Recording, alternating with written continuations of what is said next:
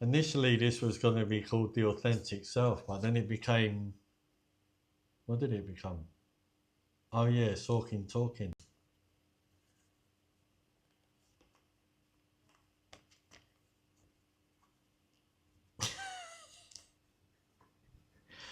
So what's going on? I should just explain what's happening here. So this is the switch. It's been activated.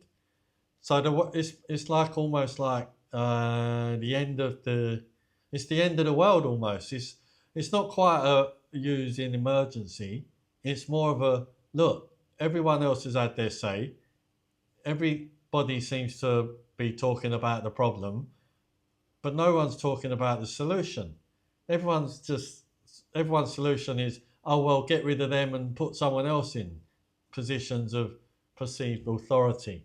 So the global systems, the structure, is failed us, is failing, is miserably failing.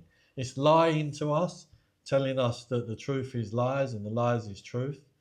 And the media, the the voice for the systems in the world, the governments and all their departments and the political parties that claim that they've got our best interests at heart. They've let us all down, and they've been letting us all down in my life since my lifetime began, and I've been here 57 years. And so this switch is about saying, hey, I've been sitting around, me, I'm Sorkin, trying to work out how that works. I'm Sorkin, and I've been watching you all. I've been watching everything. I've been listening. I've been on the internet for years, since when it was in the universities, and I've been scouring the world for information and knowledge to try to understand why the world is run so badly. It is appalling how the world is run. And I'm not talking about necessarily even my neighbours and the way that they operate, or the people that I know in the workplace. Some people, they're really good at what they do. But on the larger scale of it, the systems that are supposed to represent us, look after our daily lives in terms of providing us with services, be that anything ranging from collecting our garbage, our rubbish, to keeping the lights on in our apartments and providing us with transport to get places. Everything seems to be telling us what we can and can't do, when actually systems are supposed to be there to serve us. We are supposed to pass up information about what isn't and is working, and then the system's supposed to adapt and evolve according to that knowledge. But it doesn't work like that. It's a top-down system, and this is why I have a triangle, because this triangle represents the systems we live in. At the moment, the top is one person or a bunch of people or a group that is telling everyone below, i.e., the bottom of the triangle, telling everyone on the bottom, that's us, that's me, down here. Maybe I'm a couple of levels up, I don't know, but I consider myself on the bottom with the masses. I'm here, we're here. And so up there on the top is whoever's running this show, and they're sending down, everything's coming down like this and telling us what to do. But it's wrong. It's meant to be the other way up. That triangle is meant to be the other way up like this.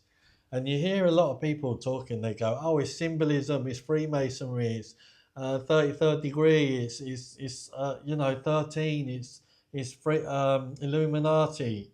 Let's just forget all that for a moment and just keep this very simple. The way the system works at the moment is like this. At the top is what it looks like the power, but it's exercising and making all the rules. It's telling everybody below, change the law so we can control the people down here, create more taxes so we can control them and stop them getting to the law because they ain't got the money to protest. Give them the idea there's a government so they can vote, but it's the same government. It's just different colours, shirts that they wear, different colour flags they fly. But ultimately, when they get to here, they're still being told by the same people at the top what to do. The right at the bottom is everybody, is us, is all the people that are being told what to do. Go here, go there, don't say this, you're not allowed to say that. Believe this, don't believe that. You know what I'm saying, right? All the problems that you see on the internet, the world is collapsing around, right down from your freedom of speech to a nation state having a revolution. All of it is tied to the same power that sits on the top. But the reality is that the power is on the bottom because the majority have the power. But up here, they've been very clever. They've convinced everybody at the bottom that you have no power, but you have absolute power. And how are we going to change it? We're going to flip it, and we're going to put the power at the top. And what happens is the individual sits at the bottom. What individual? Me, I'm an individual. So I'll be at the bottom of the pyramid. You're an individual. You'll be at the bottom of the pyramid. So we'll all have a place at the bottom of the pyramid. And we'll all pass information up. So I'm at the bottom. Let's just say the next rung has two people, the next level going up. Let's just say it's levels like this. And the next level up is two people. Well, that's me and Lydia now. We're here. We're talking. But it's also you that's watching. So everybody that's watching now, including me, we're all on whatever level that is of people that are together that can decide what they want. Now we can either all switch off and go back to being an individual, or we can use what we have to create change and tell other people around us in our circle, in our social circle. And we tell more and more people, and the information gets spread out until it gets to the top. And the majority then has the same understanding. And when the majority agrees on something, then that system then gets flipped back round, and the majority then sends the information up to those that are supposed to be running everything for us. So it's a series of triangles that keep flipping. And that's where we're going wrong, because we're stuck in one place like this. We've got to flip it. We've got to take responsibility at the bottom of our pyramid and get together and build up until we can flip that pyramid and then send information up. Because the people at the top are supposed to serve us, not the other way around. So anyway, that explains the triangle. The talking part is because I've been watching the internet, I've been listening to people, but mainly vloggers and so on. No disrespect to you, but you've got your niche. You're going around, you're telling us your favourite restaurants, where you can eat, where you can travel to, the cheapest place to live, the place where you can get a visa. Excuse me. And then there's the channels that talk about football or motorbikes or skydiving or whatever it is. There's all these niches, loads of niches, full of niches. But there hasn't been one place that allows people like me to exist, this person to exist, which is where I get to have my say. Because I think about all different things every day. I'm never 2 days the same. I have various operating systems, or I have an operating system that I fight to remain true to because the system wants me to operate in its operating system. So we're incompatible. So most of my life has been trying to find out ways to build a piece of software that joins me from my operating system to the global operating system and all its systems below. And I'm constantly having to adapt that software to try to fit in. Let me give you an example.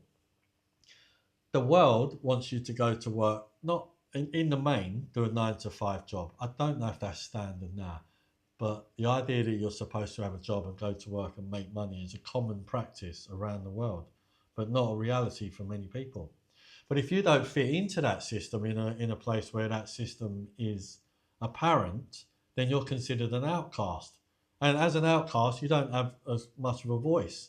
You're not as important down the pub when you're talking about subjects that affect you as a society. Oh, what do you know? You don't even work. You don't even pay taxes. And gaslighting becomes a way to keep you in a position of not having a say. So you lose a voice. On the other end of the scale is you have a job. You go to work 9 to 5, maybe even more. Maybe you work 140 hours out of a working week. But you have money coming in. You drive around in a Bentley. When you're in the pub talking, apparently you're important. You have something to say. People listen to you. Why? Well, because you have more money in the bank, because you work harder. But that's the way society is. Now, what's the difference between these two people? The one without the job in the pub and the one who turned up in the Rolls Royce or the Bentley in the pub? Well, there is no real difference. They're both human beings. You both have the same amount of holes on average. You eat, sleep, drink. You need the same care for your blood, your oxygenate your blood and so on and so forth. You need hemostasis, which is the regulation of your blood. You need certain vitamins and chemicals, not so much, but metals and oxygen and gases to be able to function, to live and to breathe. And then you need to be kept warm. So you need warmth, you need clothing in this modern world, and you need to access healthcare when you're not well. So let's just say both of those people have that. Well, if they both have that, then why are they not considered equal? We're not considered equal because we live in a world that values people according to their wealth status. And that's not cool. That's not right. That is wrong. Why? Because you might have been born with an amount of, say, a disposition in the way the way you metabolize. You might be getting fed the right food that suits your body type, which generates energy for you, which gives you a limitless amount of energy. You might have been born into privilege and have a springboard of money to develop business and then take that energy in to build and to grow a business. But you might not be too smart. You might actually be quite dumb on paper, according to tests. But because you get pulled up through glass ceilings, through privilege, you could end up having an opinion and ultimately running a country. And you're not very smart. And who's going to get somebody who's not very smart to run a company? Or somebody who wants to manipulate the system. And there are plenty of those around. And likewise, the person who doesn't have the job, who lives in a situation where they have their basic needs covered, well, why is it that they're not building enterprise and getting into positions of running governments and so on and so forth? Because they're held down, because they're pressed down, because they're told they're not important, because they don't have an opinion, because what do they know? They don't even work. They can't even get a job. But their metabolism might be different. But on paper, they might be the smartest person in the pub. And invariably they are, because they understand what it's like to live on this level amongst the masses, because they see and hear more of the reality of the masses and their everyday life. So who would be more of a blessing to an environment, rather like a society, than a person who understands the majority of the people? Well, it would be somebody that comes from the majority of the people. So it would be the person who's not working, who's down on their luck, who maybe is drawing the dole and living off the system because they can't find work. Why can't they find work? For many reasons. Jobs are on the decrease because computers are replacing that. Technology is replacing it. The haves and the silver spooners are getting access to those jobs first. Overseas people are coming in and getting access to those jobs first. People that might have had higher education because they come from a higher education family might be accessing those jobs, but they're not necessarily the smartest people. And so this talking is about talking about all of these subjects, about the imbalance of power. Where does power come from? Who has it? Why do they have it? And why shouldn't they have it? And why don't the people that should have it have it? And it's loads of other subjects. I use my experience of, from a very young age, I always had big problems with my sleep patterns. When everybody else was going to bed when it's getting dark, or 10 or 11 as an adult in the evening to get up to go to work in the morning, I was just starting to, reach my full potential. I was awake. And I've got a joke with Lydia that says I stayed awake at night because I need to look after all the people. I do, I need to look after you lot, but it's time you started looking after yourselves. So I couldn't sleep. And then when everyone, including me, was supposed to be getting up and getting into the day, getting ready for school, that's when I'm just thinking I need to go to sleep. And invariably I would. So my body clock is upside down. So straight away I don't fit into the norm, the system created to get people into the workplace. And there's a whole history around that, the schooling system, where it came from, ultimately the workhouses in Britain, and how schools were invented to create little serfs to go in and work as people in the banks and in industry. And in the industrial revolution, we needed more people in the workforce to operate the machines. And then you needed some people a little bit, maybe a bit more smarter, that rose to the top to act as managers and middle managers between the owners and the workers. And so that's why you have basic maths, basic English and science and some other basic subjects that you get taught when you go to school, because it was all about creating serfs to go into the system. So Sorkin, that's me, and I want to talk about all these things because they're not getting spoken about. And going back to what I was referring to about YouTube and social network is the system's not designed for people like me. They're called outliers. We're on the outside and we have a vast knowledge of information on and lots of other subjects, and we're invariably way ahead of the game in terms of what's happening. We get to see things very early. In fact, some of the problems culturally, religious wise, and geopolitically wise that are happening today, people like myself, we were discussing and exploring and gathering more information on these subjects 40 years ago, before the age of the computer. So we're very early in getting to grips with subjects and areas that might be failing us as a society. So who better than to invest in listening to than these people that are early adopters of problems that may have occurred, and thus being problem solvers, the solutions that we may or may not have quite reached that yet, but certainly we may have explored them. And it's these types of people that we need to get into rooms to talk about the solutions for all of us to create a more happy and unanimously happy society. And going back to this triangle, my theorem comes from Maslow's Hierarchy of Needs. And if you don't understand what that is, then perhaps you can look it up now. I should have it ready to go up onto the screen, but I haven't actually prepared it. I do have it somewhere. Let me see if I can find an image and I'll bring it up for you. Maslow. Oh, here we go.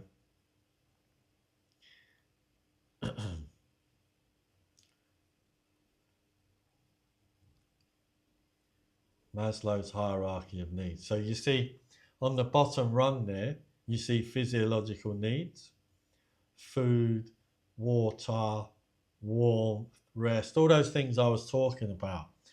The first two rungs of this 5-step system is termed basic needs.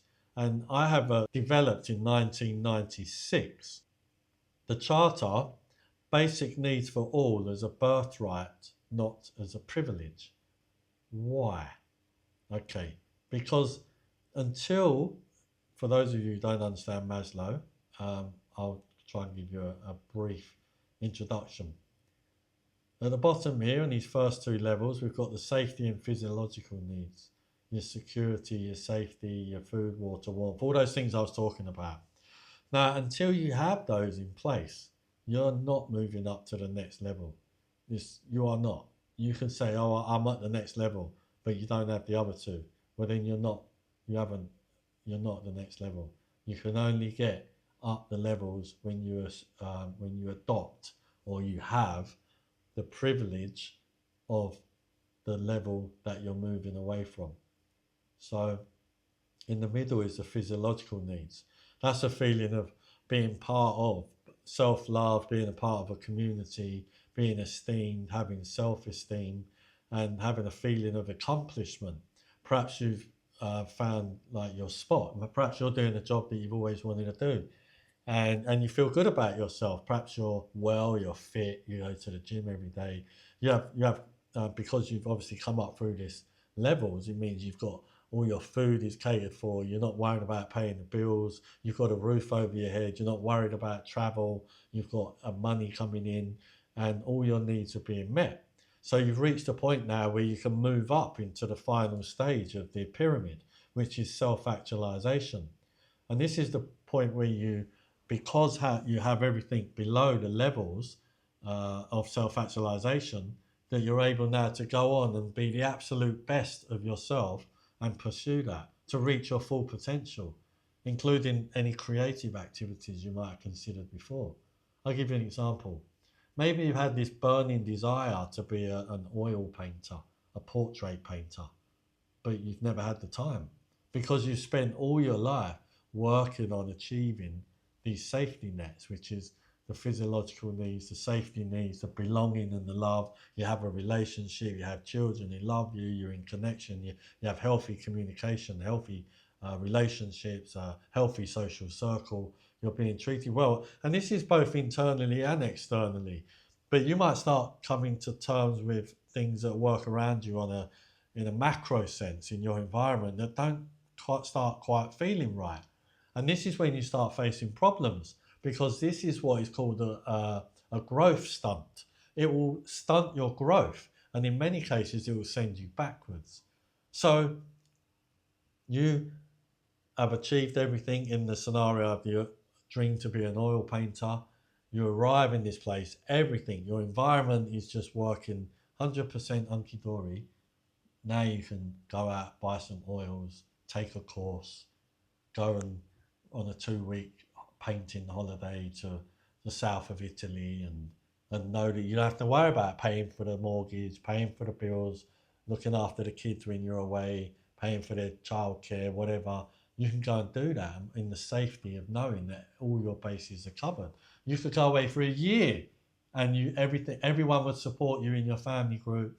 You'd have the money there to cover the expenses, and you'd go away and learn to oil paint, and then you'd pursue that as a career.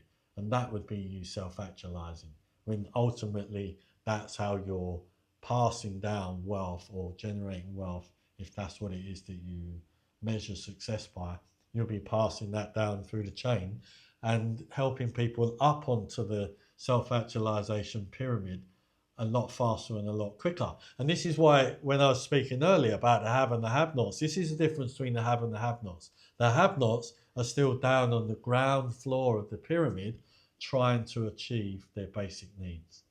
A classic example of who that might be: someone on the dole, someone who has a mental health issue, someone who is physically challenged, someone who grew up in a society that is in a third world country or has poverty as a standard of living.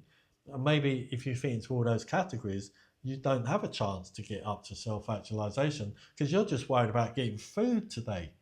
Where's your next meal coming from this week? Where are you gonna sleep tonight? This is what takes up all of your thinking when you're in that low level of existence. What's my theory? The reason I finally decided to activate the switch and come and talk on the net is because no one's talking about this stuff. Not like I'm about to unleash myself onto the world. This has been my baby. This started when I was very young, but actively as a business to bring basic needs as a birthright, not as a privilege, to the world, regardless of where you live and what system you were born into and how much wealth you were born into or not. I worked on building a system that creates this environment, creates a world where this happens. And it's called Sorkin's Charter, as I said. And I've been working on that tirelessly for about 30 years now. In fact, this year is the 30th year. And you might say, well, what's taking you so long? Well, I'm changing the world, How long does it take one person to change the world? And the problem I've had along the journey, people haven't wanted to listen, because we live in a world of mostly I'm all right. As long as they're all right, they've got their income, they've got their wage, they're driving around in their new car, got a second car, a holiday to where they want in the world, kids in a private school. There's people that have privilege. They're not interested in changing it unless they have a benevolent side and they want to contribute to that for lesser than. But mostly people who have that amount of wealth want to hold on to it and not let go of it and accumulate more in case they lose some of what they've got. And then you've got the people down the other end of the scale. Well, they ain't got time to think about changing the world. For them, changing the world is changing their world as an individual. And then you've got the people up in the middle, let's call them the middle classes. Well, they're too busy looking up above and dreaming about getting what they've got and looking down below and stopping them coming up and taking what they have. So mostly people don't care. Mostly people are selfish, but not a good selfish where they want to help people out. Selfish to the extent where they just don't care. They don't care. They want to look smart. They want to say they read newspapers or follow the current affairs or the global events and have an opinion about it, oh yeah, they want to do that. They do that. They do that all day long over dinner parties, in pubs, in restaurants, in their columns, in the column inches, when they, get the privilege of fronting TV shows or news programming or become presenters. Oh, they've all got an opinion. Or if you're a rock star, movie star, banker, global computer nerd or whatever, you've got an opinion. And you see where I'm going there. The people that have the wealth have the opinions, but mostly you can't trust them, especially in this world of technocrats where they want technology to run the system. There's people out there who want to plant AI chips in your head so you can connect to the web, so that they can tell you that they're going to make you smarter, but ultimately they just want to control you. So it's already happening in some parts of the world with a social credit system. The way you behave determines what privilege you have. So this is a bit about Sorkin Talking and the pyramid and what it represents. And what's over on this side? Well, this is a pathway. This is a pathway. The path is the way. It's the way to the light. That's what it is, the way to the light. What's through there? That's heaven through there, that is. That's heaven through there. So what I'm saying is, get this right and we'll end up on the path to heaven, because these are things that we're meant to be doing now. We're meant to be looking after each other. And that was the very first thing I was told when I first came into this world at age 3 weeks old. The very first voice I heard was a voice from above, from the clouds, and it said to me, you're here to change that. And the thing I was here to change was the way people treat each other. And the way to do that, the start of it, is to make sure everybody gets their basic needs met, not is manipulated and controlled and drugged up and fed false man-made foods and have chemicals dropped on them from the sky because we're being told it's to protect us from our sun, the one that God gave us. No, messing with our water source, putting things in our water, telling us it's to give us healthier teeth and so on and so forth. Just spinning us all these stories about why they pollute our brains through the television, through media, through propaganda, and then they damage our bodies through the chemicals they put in through our food, through our water source, through our climate, and then they sell us lies around climate change and global warming. And it's just all lies and lies and lies. And I'm afraid the only way to get to the bottom of all this is come to where the truth is. This is where the truth is. We only deal in truth and solution here. So this is what Sorkin Talking is about. It's about me letting you know how I feel about this. And maybe you finally want to open up your elephant ears and listen and come to the place where, from on a day-to-day basis, I change. And I'm just going to be open about that as I can. So that's Maslow's hierarchy of needs. And this is me. And I don't want to show this side of me. Nobody wants to show the side of them that society frowns upon. But my goodness, I've been fighting this struggle for 57 years. And as I was talking about with the part around the basic needs being met, I need to have those basic needs met myself before I can get up and get self-actualized. I've had to work on that as well. But along the way, I've been very conscious of wanting the world to be a more fair place. Even when I've had less than, I'm always thinking of giving people what I don't have. If I can improve somebody else's life by giving the very little I have, I'll do it, if it feels right, if it feels like the right thing to do. But the most tiring thing I have in my world that I've had along the way is people that are just lazy or apathetic to the idea of contributing to change. And I had this, when I mentioned in 1996, I started on this pathway to creating this new system, the charter, and I would talk about to try to get to the bottom of how to provide people with clean energy, running clean fresh water, food source that suits their metabolism and so on and so forth. Whilst talking with people, specialists in their area, professionals in the private sector, and your everyday average person down the pub or at work, I always ended up with people that just said, yeah, but it will never happen. And I got so tired of hearing people say, yeah, it never happened. Can I have another beer, please? It's just so apathetic and like lazy towards the idea of doing it. So I thought, well, clearly these people are one of two types. They either don't care or they're not smart enough to want to come on the journey. So I had to change tack. What did I do? I decided instead of asking them to contribute to helping get it done, that I proposed to them, if in a world, let's just say it did happen. Let's say I came up with a model that could provide basic needs as a birthright for everybody on the planet, regardless of where they were born and what their financial situation was at birth. Would you want that to happen? And I got my first yes. My first engagement, really. And it was somebody voted with their yes. And that was a massive relief for me. So I spent the next 15 years or so going around doing what I called goo-gooers, creating goo-gooers, people who said yes to the idea of it happening. This was way before pre-COVID and all of that stuff.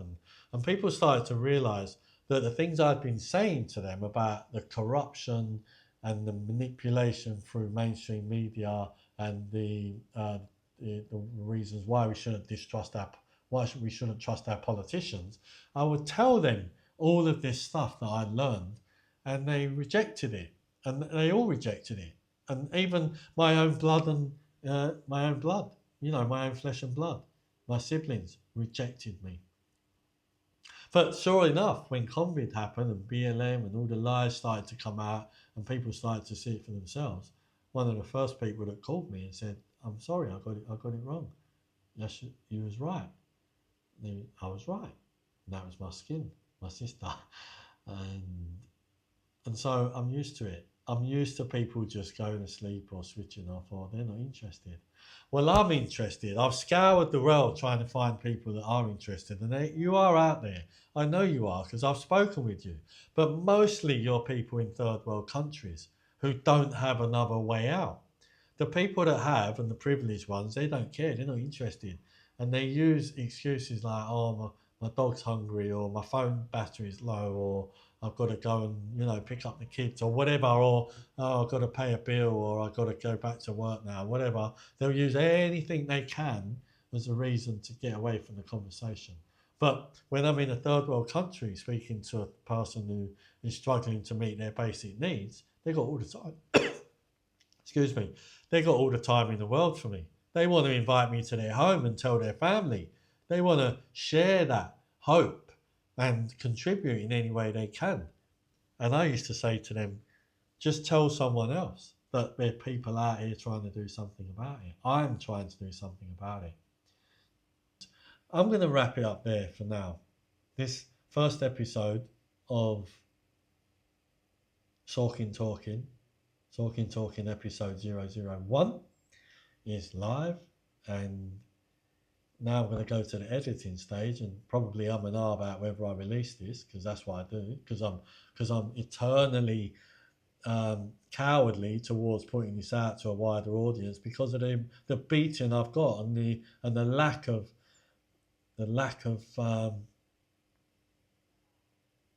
commitment others have towards joining me in providing people with this basic needs. And I'm happy to break down the system and why it's failing us, but I'm also happy to sell the concept of basic needs for all as a birthright, not as a privilege. And so that's me. I'm Sorkin Talking. This is January the 19th. Happy birthday, Mum. 2026. For now, I'll catch you later.